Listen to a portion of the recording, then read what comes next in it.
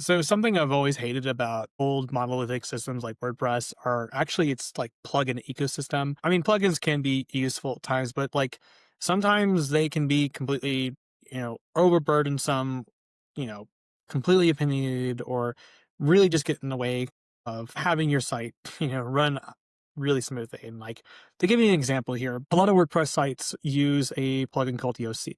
Provides sitemap generation and your meta tags.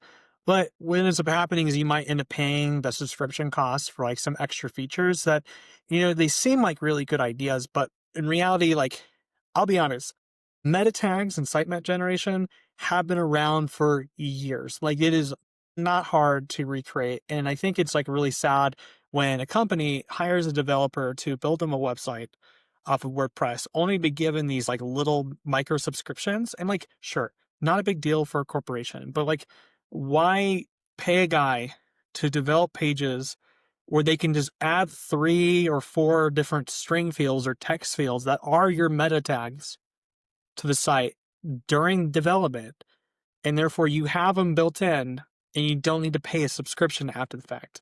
Like that's kind of the annoyance of like the plugin ecosystem where it kind of just like handcuffs you into your website because you're forced to rely on these plugins when many of which don't really provide like any inherent value for the cost, especially when you've already paid a guy thousands of dollars to build out these pages where like a lot of these features these plugins ask for can be just added straight to the website. And not only that, but the code is cleaner when you do it that way because you don't have to have essentially like little micro apps, built into your content management system where you hope that they work and they don't break and cause the white screen of death. I don't know if you've ever dealt with it, but it's a very frustrating thing where your site goes down because of a plugin. Like a lot of plugins don't really provide much. So if you talk to a really good, competent developer and you like the plugin, you can probably have them build you something custom using a modern JavaScript framework or a modern content management system.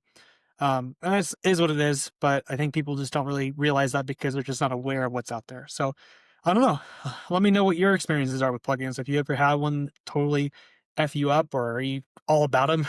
I don't know. I'm very curious to see what you might say about that. So yeah.